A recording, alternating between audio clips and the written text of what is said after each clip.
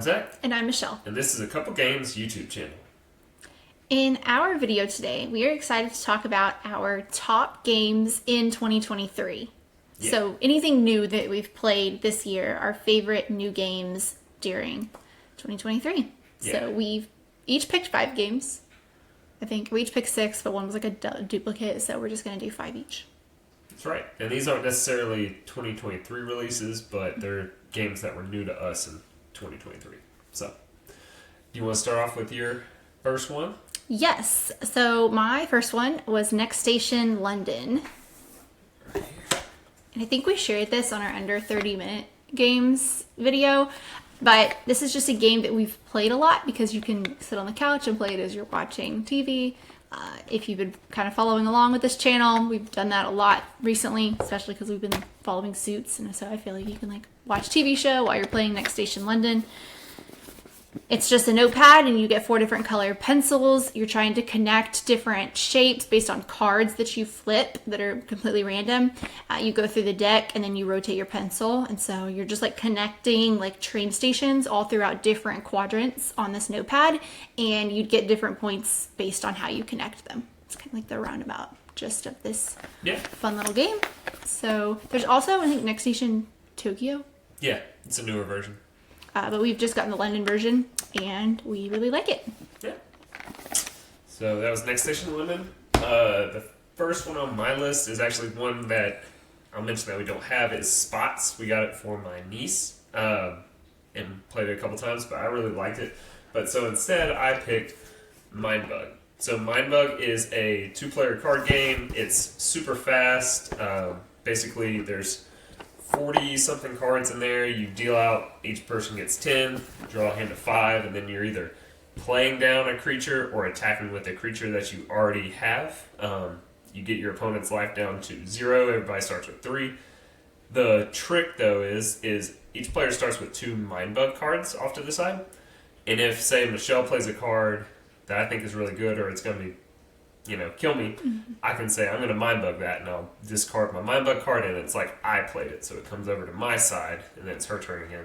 So it's neat, because, with the random deal, you might not have the best cards, but with the MindBugs, you could easily just steal the other players. Yeah. So part of it is knowing when to use those MindBug cards is the fun part.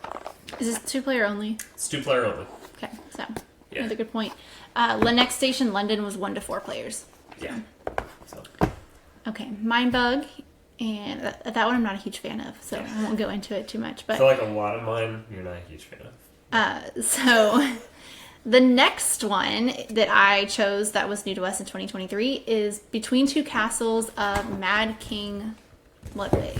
Yes. So this is not a new game, but it's just something that we first actually got to play this year. Stonemeyer Games sent this to us, and we were really excited to play it. We played with 2 other people, so it's definitely better with 3 to 4, 5 players even. It goes up to 7. Yeah, it goes up to 7. So we definitely think this is better for a larger group. If you've played Between Two Cities, it's really similar to that.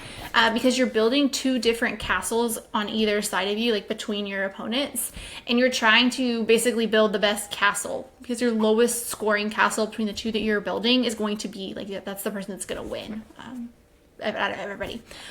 So it's cool because you have these little tiles and you're passing tiles each round, so everything changes there, and then you are trying to use the options of tiles that you're given and place them on your 2 castles in the most strategic way that you think will get you the most points.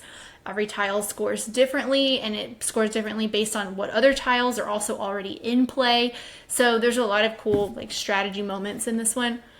Plus it's cool to like get to work together, but you're also working against them. So it's like this like, I don't know, tug of war kind of thing where you're like, okay, how much do I do here versus this one? Because I want to have 2 really good scoring castles and just hope that my lowest score is still the best out of everyone else's. Yeah, it's neat. It's almost like the castles are like the players of the game, and then you're just helping, balance between 2 of the players, trying to help them both the most. One thing is with the castles, when you're building it, if you get like a certain combination of rooms, then you get like a bonus. Like if you have 3, I don't know, what are they called? Towers or hallways or something, you get like corridors. Yeah, that's what it was. You get to bonus, or sleeping rooms, you get a bonus. So really cool. I like this one more than the between two cities, which was also new to us this year. And so between too many instances of using the word between, but amongst between two cities and between two castles, we liked between two castles better. Yeah. Just a little more gamier version. We thought it had a little more to it. In between two cities, you are confined to a grid. You're kind of locked into this, I think it's like 7x7, something like that. You're locked into a grid space. And in between two castles, you're not. You truly have like more freedom, and like things could go below the castle, things have to go above the castle. So we just thought there was more options. Yeah. That's between two castles of Ludwig. The next one on my list is Quadropolis. And this is a city building game where you are drafting tiles to go into your city. The cool part about this one is how you draft the tiles. You have these little workers that have a number, and basically you put them down on the side, and the number tells you how many spaces into that row you're taking a tile from, and it also determines where you can put it on your board too. So you might want the one that's 2 from that one, but it can't go in the 2 space on your board, and so it's a nice little puzzle there. And it's cool because there's like a family rules, and then there's more gamier rules. But I really like this one. And I like this one too. This is a good one that we played this year. This is kind of what he's talking about with like how that whole grid setup goes, with how you have to like align your 2 different player markers, and it'll tell you which tile you get to pick up, and that's what has to correspond to your individual board. Yeah. So sometimes this one reminds me of Juicy Fruits in a way. Really? Well, like with the grid and like how you're placing and grabbing, and just a little bit. No. Just a little bit. Okay. You're putting stuff on a board. No, but just like it's like on how you're placing it, how you're getting to take from the board. I know. Just for so you have the cool sliding. That's how I like it. But next one on your list? Next one on my list is Hues and Cues. It has been a while since we added a good like party game to our shelf, and this definitely hit the spot for 2023. This is great for larger groups, for people that aren't as familiar with games. Something that's kind of just like light to have during some sort of game night. We play this with family, with friends. It's great for 3 to 10 players. And it's really pretty too. It's got this whole spectrum here. We talked about this in our party games video, but you're trying to give a clue that's going to get people to guess the color that you have chosen based on a card that you drew. So obviously there's tons of different shades of green, so you have to be careful whenever you're trying to give that clue. You know, maybe you're saying like apple or grass or St. Patrick's Day or something. That's too many words though. But you're trying to get that exact shade that you drew based on your card. You're trying to get everyone to guess that exact shade, and they place the marker on the board. The way the points are scored is pretty cool in this game, because you have that little rectangle that you can see there, and as you place it over your correct color based on the card you drew, everyone gets points based on like proximity that they are to the correct color. And that box kind of helps score a spectrum of points, whether it's like 3, 2, or 1. That was a pretty fast explanation. But yeah, this is just a really great, quick, fun, easy to learn game for like the whole family. I will say that like if you've played it a whole lot with the exact same group of people, it's going to lose some replayability. So that's a con to this one. If you're playing with different groups of people each time, I think that's okay. But if you're constantly playing with the same group, it's definitely going to lose some replayability. Yeah. So. Well, you know, that's true with a lot of party games, and I think this is, like you said, it's a really good party game, and we haven't added a lot of party games to our shelf in a while, so. Yeah. The next one on my list is Istanbul. Now, Istanbul it's a game where you are moving around a grid. They don't have a really good picture on the back, but there's all these tiles that you lay out, basically, and you're moving your worker with his assistants along this grid, and in order to activate one of those tiles, you have to leave a worker or pick up a worker of your color. And basically it's a race to get these rubies. I think it's once you get 6 rubies, you win. Just whoever does it first. And the way you do that is you go around the board, you collect resources, you fill up your card or upgrade your card, and then you trade those resources for rubies at different places along the board. So, I don't know. It's fun. It's simple. It's has a lot of replayability because of the different tiles. We have the expansion to it in there, but we haven't broken it out yet. But yeah. Yeah. No, it's good. That's a good one too. We definitely need to play it again. It's been a little while since we played it. It's earlier in 2023 when we started that one. Okay, so the next one on my list is Trekking the Worlds. So, as it sounds, you are moving around a world map. So, whenever you are aiming to go to different places, it's going to be based on national monuments, parks, kind of big tourist hotspots. And you get certain actions each turn, whether it's moving, collecting resources, or actually visiting. Once you have the resources, then you can go and visit the places that you're aiming to go towards. And then every place you visit is worth a certain amount of points, and most points at the end wins. There's also this cool little suitcase feature, which you might have to remind me how that works, because You're picking up what they call souvenirs as you go around the board. The board's laid out with all these cubes, and as you collect them, you're trying to collect a lot of them, but you also need a variety because it's whatever column you've completed the furthest, you score that points. And I'm forgetting what souvenirs are, but it's jewelry. There's little statues. There's T-shirts. There's camera. There's something a camera or photos, maybe postcards. Maybe that's it. I think it's postcards. Yeah, this game's really pretty though. It's one of the prettiest games I've seen in a while. The artwork's really good on with the different attractions that you're going to visit. Mm-hmm. Sometimes it's a great insert tray too for the game. Yeah. Forgot about that. Trying to remember. There's also Trekking History or something, which it's on our Trekking through history. Yeah, it's on my radar. It's on our radar, but we thought the Trekking the World would be a good first start. My number 2 game of this year is War Chess. And I don't think you've played this one. No. But this is a game, if you think about chess, but the more modern, easier version to get into. Basically, it's 2 or 4 players. I hear the 4-player is just as good as the 2-player game, which is rare in games like this. But basically, you have some units.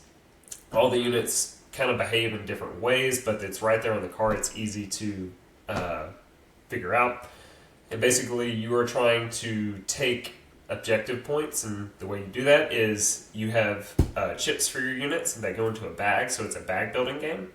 And you can either recruit more chips to go into your bag, so you can activate that unit more times, or you can deploy that unit onto the board, or you can reinforce or bolster your unit so it's like a stack, and if it gets hit, you just take one off the stack instead of eliminating it from the board. It's really cool, and there's, like I said, there's tons of units in here, so it's a lot of replayability. But yeah, I've played this one on Board Game Arena with Matt. I've also played it in person, and it's really, the chips are thick poker chips, so it has that nice chunky quality to it. But that's War Chest. It also opens kind of cool too. Yeah, the box is really cool. It's magnetic. Open up boxes, got some bags in there. Anyway. Yeah, I haven't really gotten into that one, so I don't have much to say or add. I'm running out of space, so we have to come back that way. Yeah, we can come back this way. Next one, last one on my list is Marrakesh, which we have talked about before. So I'm not going to spend too much time on this one. I know this was on our favorite list of 2023, I think so. The top games ever. So obviously it did make the list for 2023 if it was on my ever list too, forever, whatever, top phone list. I can't talk. Marrakesh is all about using different resources to. Our microphone's in the way. There's these keshis that you use in this game. They're all different colors, and you are placing them on your board to get points in all sorts of different ways. Trying to think here. You also drop them in a cube tower, and you draft them so some gets stuck in the cube tower. Whenever they come to your board, You get to activate that little square in your board, and you're also trying to fill up those squares. So you're trying to activate the same action a lot, but at the same time, all the actions are good. You're trying to get points based on trading goods or exploring the desert or growing date trees, or going up different tracks, which are based on there's temples and stuff, like with the black and the white temples, that triggers different things. Everything's color coded really, really nicely in this game, so your Keshis match the actions that you're doing on the board, which helps whenever you're first learning. It also has 3 rounds to it, and you just repeat what you did every round. So you're kind of use the first round as a learning round, and then you can play the next 2 rounds, and you'll know what you're doing. There's a river action kind of trail along the top of the board, and then there's There's a gatehouse. There's all kinds of stuff you can do in this. It's a great game. This is one that we overlapped on. I knew it was going to be on Michelle's list, so I just chose 5 other games. But this is probably number 1 or 2 on my list for this year and ever now. It's moved up. So we really love this game. Check out I think our top games for the entirety of the year. That episode if you want to hear more about it. Yeah. I think we did a better job explaining it on that one. Probably. Alright. Last on my list is Star Wars the Deck Building game. This game it's only 2 players. One person takes on the role of the Empire, the other person takes on the role of the Rebellion. And basically you are trying to destroy a certain amount of bases of the other character.